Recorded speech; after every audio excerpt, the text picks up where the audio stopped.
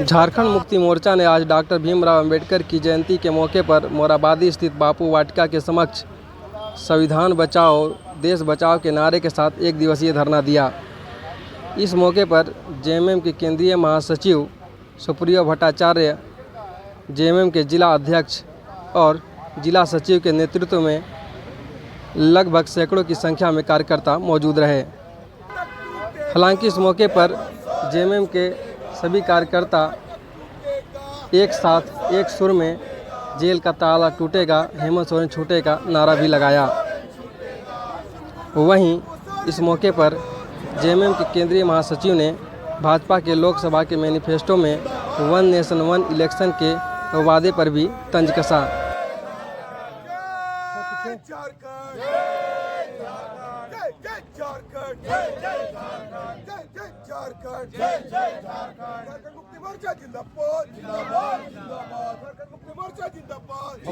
वहाँ पर एक चीज देखने वाली थी कि अम्बेडकर जी की मूर्ति भी थी, फोटो और संविधान की कॉपी भी थी। तो वो लोग हर जगह दर्शाने का प्रयत्न कर रहे हैं कि अम्बेडकर और उससे जुड़े हुए, तो कैसे आप लोग कहते हैं कि वो लोग संविधान, उनको पता लग गया है कि जनता को पता लग गया है कि हम झूठ बोलते हैं। देखिए, उनका जो संकल्प पत्र था 2000 का संकल्प, 2009 का संकल्प पत्र देखेंगे तो 15 लाख रुपए की गारंटी, 2 करोड़ नौकरियों की गारंटी, महंगाई की रोक पर गारंटी। 2019 का संकल्प पत्र आया, देश नहीं बिकने देंगे, देश नहीं झुकने देंगे। और 2024 में नौकरियां खत्म, लोगों की जेब में पैसे खत्म, हमारे देश की सीमाएं असुरक्षित, हमारे जो दुश्मन देशों का प्रवेश, चाइना का खासकर अरुणाचल में और सियाचिन में, और अब जाकर देश को पूरी तरह से पीएसयूज को बेच दिया निजी कंपनियों के हाथ में। ये जो लोग हैं, ये फर्जी लोग ने चुना है 14 अप्रैल का तारीख, ताकि फिर से फर्जीवाड़े में लोगों को फंसाया जाए। लेकिन लोग अब सचेत हैं, जमहूरियत की लड़ाई बाबा साहब के बताए मार्ग पर चलकर लड़ रही है। और उसी का ध्वनि आज आप यहाँ पर देख रहे हैं कि एक तरफ बाबा साहब को हम लोग श्रद्धांजलि भी दे रहे हैं और अपना प्रतिवाद भी जता रहे हैं। ये प्रतिवाद की भाषा है, यह जो चित्कार है लोकतंत्र में, ये आने वाले चुनाव में साबित करेगी कि ये देश भी बचेगा और देश को लूटने वाले यहाँ से हटेंगे। दादा, वन नेशन वन इलेक्शन की बात कर रहे हैं, कितना उचित लगता है आपको? वन नेशन वन इलेक्शन की बात करें तो उनको तत्काल राजस्थान की सरकार, उनको मध्य प्रदेश की सरकार, उनको छत्तीसगढ़ की सरकार को तुरंत बर्खास्त करना चाहिए। ऐसा नहीं होता है। यह देश अपने लोगों के आवाज से चलता है। लोग यहाँ पर तय करते हैं नीतियाँ। आप हाँक कर संविधान को नहीं ले जा सकते। संविधान को हाँकने का काम जो लोग करेंगे, उन्हीं की भाषा निकलेगी, वन नेशन वन इलेक्शन। संविधान के रचयिता का जन्मदिन है, क्या कहेंगे उनके बारे में? क्या लगता है आपको संविधान आज वर्तमान समय में खतरे में आ गई है? देखिए, संविधान के रचयिता ने हमारे समाज को बहुत बखूबी समझा था और उस वक्त जो सामाजिक व्यवस्था था, छुआछूत था, उसी के खिलाफ उन्होंने एक प्रतिवाद भी किया कि अपने धर्म को त्याग कर समानता पर आधारित जो धर्म है उसको अपनाया। और उसी का प्रतिफलन हमारे संविधान में भी दिखता है, जहाँ सामाजिक सुरक्षा, समाज के हर वर्ग को समान अधिकार, उनके जो हक है, उनकी जो रोजगार के लिए जीने की जो अधिकार है, उसको गारंटी करता है। लेकिन लगातार उस पर कुठाराघात हो रहा है। इसलिए आज हम लोग यहाँ प्रतिवाद भी कर रहे हैं और उनको श्रद्धांजलि भी दे रहे हैं। आज एक दिवसीय धरना दिया गया बापू वाटिका के समक्ष। आखिर क्या ज़रूरत आन पड़ी कि एक दिवसीय धरना देना पड़ रहा है? देखिए, आज संविधान निर्माता बाबा भीमराव अंबेडकर की 133वीं जयंती है और आज ही के दिन हम लोग संविधान दिवस के रूप में भी मनाते हैं। और पिछले 10 वर्षों से जिस तरीके से लोकतंत्र की हथियारी सरकार केंद्र में बैठी हुई है भारतीय जनता पार्टी की, वो पूरे मौलिक अधिकारों का, पूरे हिंदुस्तान के लोगों का अधिकारों का हनन कर रही है। चाहे वो सैन्य अधिकार हो, चाहे वो किसानों के अधिकार हो, महिलाओं के अधिकार हो, अल्पसंख्यकों के अधिकार हो, दलितों के अधिकार हो, आम जनों के अधिकार हो या आदिवासियों के अधिकार हो।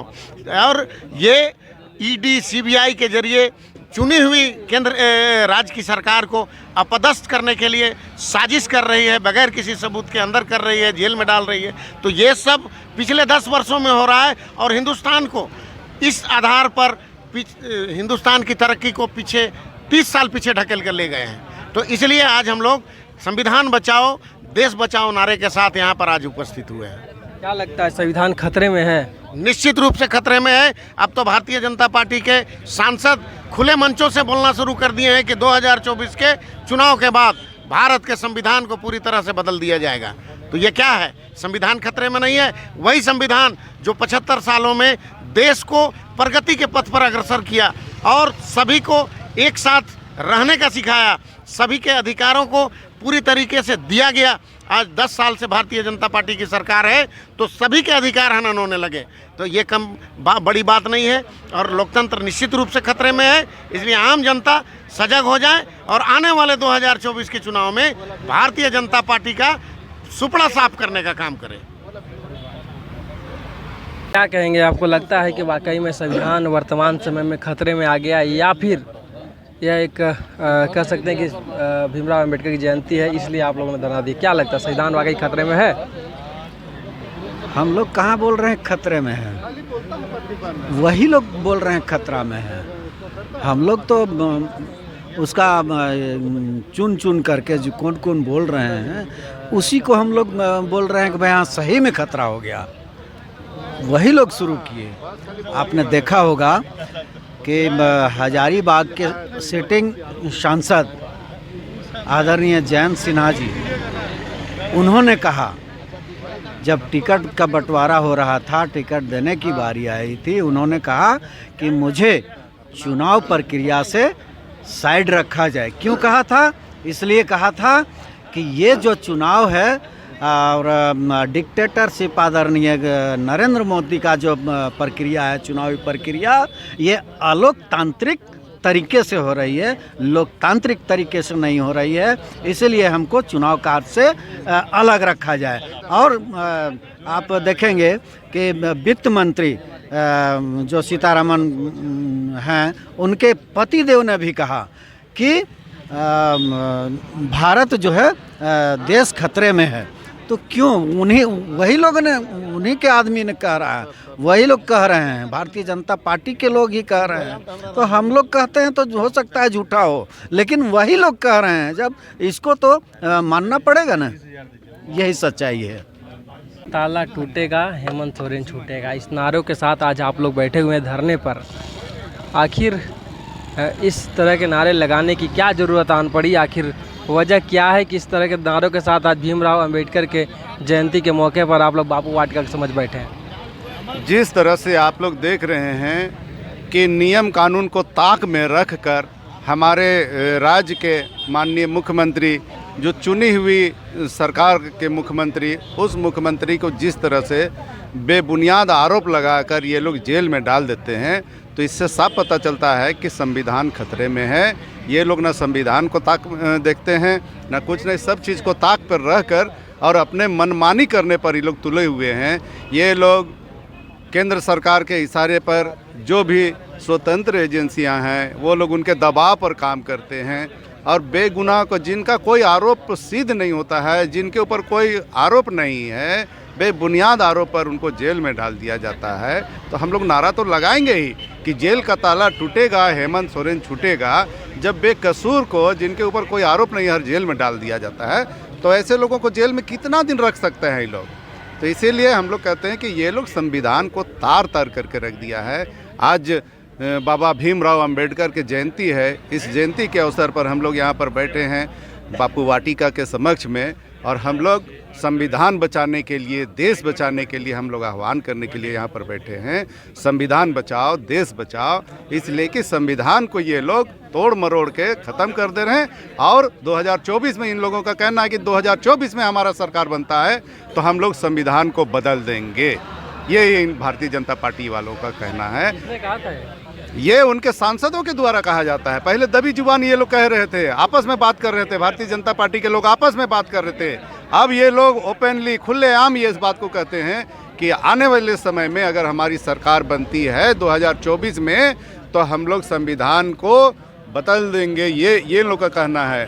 तो इसलिए ये संविधान जो बना हुआ है, जो बाबा भीमराव अंबेडकर के द्वारा संविधान बनाया गया है, ये संविधान का सिर्फ यहाँ के नहीं, पूरे दुनिया के लोग प्रशंसा करते हैं कि भारत का जो संविधान है पूरे दुनिया में सबसे अच्छा संविधान है। और इस संविधान को ये मोदी के सरकार और मोदी के सहयोगी केंद्र के सरकार के लोग इसको संविधान को ख़त्म करने पर उतारू हैं।